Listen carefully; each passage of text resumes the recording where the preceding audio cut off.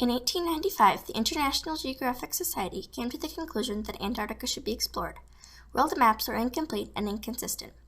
Robert Scott, a British explorer, answered the challenge and organized an expedition that would return to the planet. With very different strategies for reaching the South Pole, Amundsen arrived first, with Scott a month behind. Scott's mode of transport and his lack of planning for weather was a mistake that cost him his life on the return trip. After the race, people expressed more interest in exploring Antarctica. These reactions and the race reverberated around the world and revolutionized how people think and explore our universe even today. Although most of the world had been explored by the early 1800s, Antarctic exploration did not begin in earnest until 1895.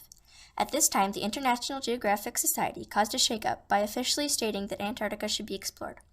There were many misconceptions about the far southern hemisphere that needed to be resolved and standardized.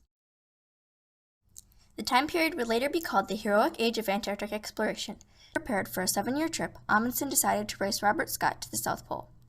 He would keep his destination a secret from everyone except for his brother Leon. On June 7, 1910, Amundsen left Norway on the Fram, a ship built for icy conditions. When Amundsen was near South America, he told his crew that he was going to the South Pole and offered them a free trip home if they did not want to come. His team was surprised because of the change in plans, but they all stayed with him.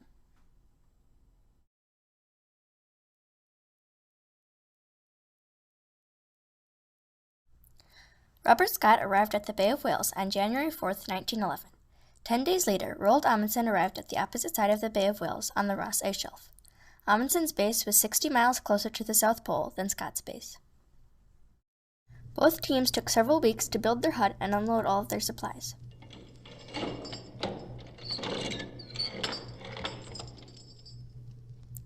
Over the next 2 months, both teams put several tons of food and fuel at supply depots on the way to the South Pole. At the Fram, some of Scott's team came to visit Amundsen. Amundsen offered Scott's team half of their dogs. While Amundsen had 100 dogs, Scott only had 33 dogs. Amundsen's team set out for the South Pole on October 19, 1911. The men skied, and teams of 13 dogs pulled 880-pound sledges. They made good progress across the Ross Ice Shelf until they reached the mountains. Blizzards, glaciers, and dangerous crevasses made travel perilous. Once they reached the polar plateau, Amundsen's team made great progress. The weather was mild, and all went as planned. On the day before he reached the South Pole, Amundsen said he had the same feeling that I can remember as a little boy on the night before Christmas. On December 14, 1911, Roald Amundsen, Olaf Jalland, Helmer Hansen, Sverre Hassel, and Oscar Wisting reached the geographic South Pole. They named the South Pole Polheim, which means pole home in Norwegian. After planting the Norwegian flag, they claimed the area for Norway and shook hands. Amundsen's team camped at the pole for 3 days, making measurements and exploring the area. They set up a tent where they left letters for the King of Norway and Scott. On the way back, Amundsen's team was able to travel quickly. There was a good wind, so they put sails on the dog sleds. Because they had extra food, Amundsen's team gained weight on the way back.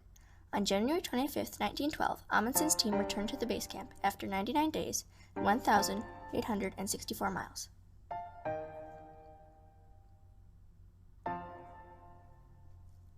Amundsen said that ponies did not do well in Antarctica. In early December, Scott ran into blizzards and bad weather. On December 9th, Scott's team moved on from a terrible blizzard. Everyone was cold and wet. When Scott's team reached the mountains, the ponies could not go any further and had to be shot and eaten. Men had to harness themselves to the sleds and pull them over the mountains.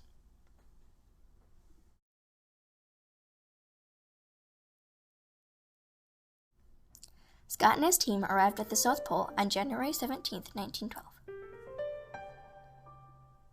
They found ski tracks and Amundsen's flags.